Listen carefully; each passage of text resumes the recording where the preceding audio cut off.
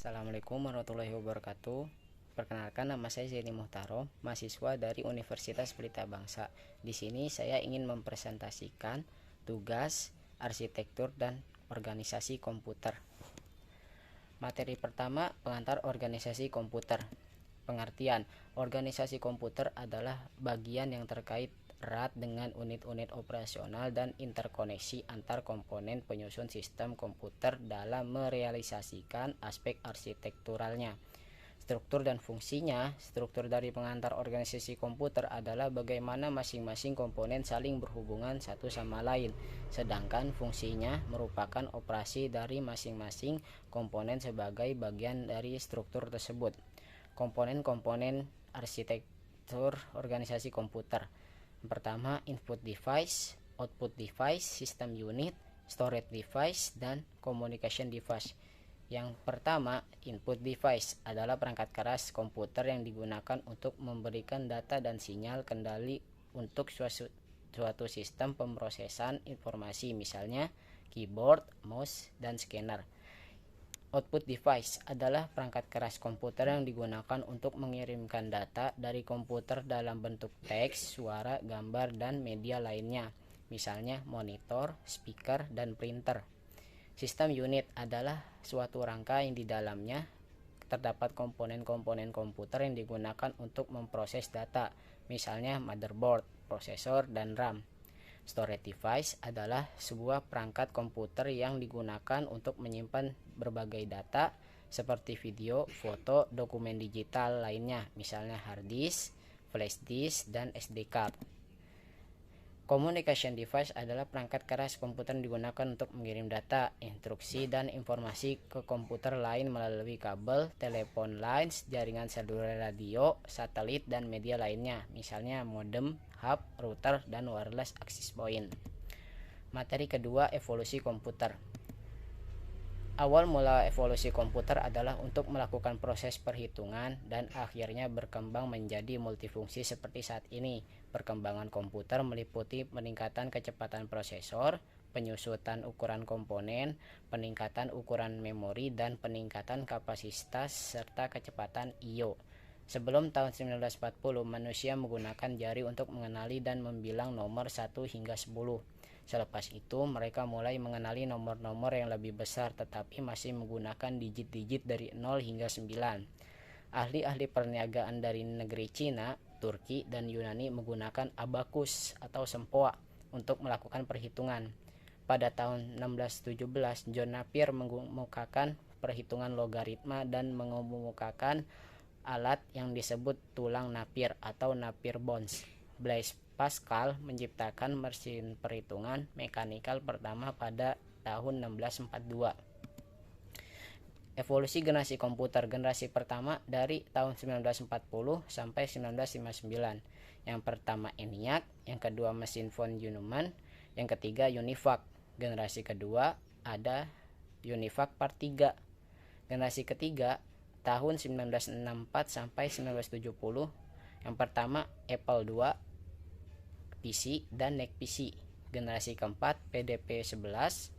Yang pertama IBM 370, yang kedua Apple I dan Apple II, yang ketiga PDP-11, yang keempat VisiCalc, yang kelima Altair. Generasi kelima dari tahun 1980 sampai sekarang hanya satu, yaitu IBM PC. Materi ketiga yaitu CPU atau Central Processing Unit. CPU yang merupakan singkatan dari Central Processing Unit adalah komponen keras atau perangkat hardware pemroses data utama dalam sebuah komputer. Dapat disebut sebagai otak komputer karena CPU mengatur semua aktivitas dan jalannya semua program termasuk aplikasi atau software di dalamnya. Komponen. Suatu CPU setidaknya memiliki sebuah prosesor atau suatu chip yang tertanam di dalamnya yang berfungsi dalam memproses kalkulasi komputer. Namun, perkembangan teknologi yang semakin pesat juga memungkinkan sebuah CPU memiliki lebih dari prosesor atau yang juga disebut sebagai prosesor core. Contoh, unit control, register, dan ALU. Fungsi CPU berfungsi menghubungkan berbagai alat peralatan peripheral termasuk perangkat input output dan unit penyimpanan tambahan pada komputer Di komputer modern, CPU terkandung pada chip sirkuit terintegrasi yang disebut mikroprosesor. Fungsi datanya, saat melakukan fungsi eksekusi dari siklus instruksi, CPU mungkin diminta untuk menjalankan instruksi yang membutuhkan data, misalnya menjalankan fungsi aritmetika, membutuhkan angka yang akan digunakan untuk perhitungan. Untuk mengirimkan data yang diperlukan, ada instruksi untuk mengambil data dari memori dan menulis data yang telah diproses kembali ke memori. Pengoperasiannya, CPU menjalankan instruksi yang melakukan serangkaian operasi dasar. Ada operasi aritmetika seperti penjumlahan, pengurangan, perkalian, dan pembagian. Operasi memori memindahkan data dari satu lokasi ke lokasi lain. Operasi logis menguji suatu kondisi dan mengambil keputusan berdasarkan hasilnya. Pengandaian operasi mempengaruhi komponen lain dari komputer. Jenis operasi dasar ini yang dijalankan dengan sangat cepat, memungkinkan komputer untuk melakukan berbagai fungsi. Jumlah pasti operasi yang didukung oleh CPU tergantung pada arsitekturnya. Materi keempat yaitu memori. Memori atau yang disebut sebagai memori fisik ataupun memori internal adalah media yang menyimpan data untuk informasi sementara pada komputer. Memori merupakan komputer yang penting di dalam suatu komputer yang berada di dalam CPU atau Central Processing Unit. Memori ini akan menyimpan setiap program dan data yang akan diproses oleh prosesor. Adapun data atau informasi yang disimpan di dalam memori ini bersifat sementara karena data hanya akan tersimpan selama komputer menyala atau hidup. Jadi, ketika komputer dimatikan, maka data yang disimpan di memori akan hilang. Oleh karena itulah, sebelum Anda mematikan komputer, simpanlah semua data Anda ke dalam media penyimpanan permanen atau tetap di media berbasis disk seperti hard disk dan floppy disk. Jenis-jenis memori terbagi banyak, salah satunya RAM atau Random Access Memory, ROM, Random Only Memory, SRAM, Static Random Access Memory, DRAM, Dynamic Random Access Memory, CMOS, Complementary Metal Oxide Semiconductor, yang terakhir SDRAM, Synchronous Dynamic Random Access Memory. Fungsi memori. Memori internal berfungsi sebagai pengingat sebagai media penyimpanan data ataupun program yang bersifat sementara. Dengan kata lain, jika komputer mati, maka data pun akan hilang. Dalam penggunanya, memori internal bisa diakses secara langsung oleh prosesor.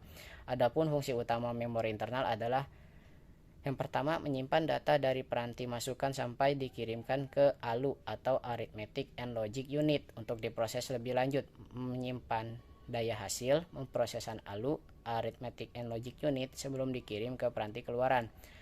Menampung instruksi atau program dari peranti masukan ataupun dari peranti pengingat sekunder. Cara kerja memori. Memori berbentuk sel seperti terdiri dari sepotong kecil informasi. Di dalam memori dapat berupa data ataupun instruksi kepada komputer untuk melakukan sesuatu. Data di dalam memori dapat menjadi suatu perintah untuk keadaan tertentu. Informasi disimpan dalam memori sebagai angka biner. Nah, informasi yang masih belum berbentuk biner nantinya akan di-encoded atau diuraikan oleh instruksi-instruksi yang akan memecahkan menjadi urutan angka. Instruksi pemecahan informasi yang lebih kompleks dapat digunakan untuk menyimpan suara, gambar, video, dan beragam informasi lainnya. Nah, informasi yang disimpan dalam satu sel itulah yang disebut byte. Memori bisa ditulis dan dihapus berulang kali sesuai dengan penggunaannya. Materi kelima, memori eksternal. Memori eksternal adalah memori yang fungsinya sebagai perangkat tambahan atau pendukung dari komputer. Selain itu, fungsi dari memori eksternal ini adalah sebagai penunjang untuk membuka software, aplikasi, maupun file-file yang ada dalam komputer. Dengan pengertian lain, memori eksternal adalah memori yang menyimpan dalam media fisik berbentuk kaset atau disk agar tetap mengaliri transistor sehingga tetap dapat menyimpan data. Oleh karena penjagaan arus itu harus dilakukan setiap beberapa saat yang disebut refreshing, maka proses ini memakan waktu lebih banyak daripada kinerja static RAM. Sifat-sifat memori eksternal. Yang pertama, memori eksternal juga disebut secondary memory, memiliki ukuran volume yang relatif besar, bahkan bisa sampai ordo terabyte atau TB, digunakan sebagai storage atau gudang penyimpanan data dan program. Yang kedua, memiliki kecepatan akses data yang relatif lebih lamban jika dibandingkan dengan main memory atau RAM. Yang ketiga, program dan data yang disimpan biasanya di dalam keadaan tidak aktif, misal dalam bentuk terkompresi, contoh zip atau program-program yang belum diinstal. Yang terakhir, oleh CPU digunakan sebagai virtual memory. Contoh memori eksternal ada hard disk, flash disk, floppy disk, dan compact disk. Jenis-jenisnya magnetic disk, write, solid state drive atau SSD, optical memory, dan magnetic type. Fungsi memori eksternal, operasi terhadap data, informasi dan program dilakukan dengan perputaran disk. Satu putaran piringan disebut RPM atau rotation per minute. Semakin cepat perputaran, maka waktu akses akan semakin singkat. Hal ini mengakibatkan semakin besar tekanan terhadap disk dan semakin besar panas yang dihasilkan. Yang materi terakhir yaitu perangkat I/O. Perangkat I/O atau perangkat input-output atau juga disebut perangkat I/O, NS perangkat input-output, adalah setiap perangkat keras yang digunakan oleh operator manusia atau sistem lain untuk berkomunikasi dengan komputer, seperti nama perangkat komputer input-output, mampu mengirim data output ke komputer dan menerima data dari komputer input. Fungsinya, input dan output biasanya dilambangkan dengan I/O, merupakan sistem mikroprosesor yang dipakai untuk menghubungkan perangkat luar dengan komputer. Tanpa perangkat input-output, komputer tidak akan mengakses data dan menyimpan data. Sistem operasi komputer seperti Windows dan Mac OS disimpan di hard drive dan diakses oleh komputer. Tanpa hard drive, komputer tidak dapat mengakses sistem operasi dan tidak dapat berfungsi.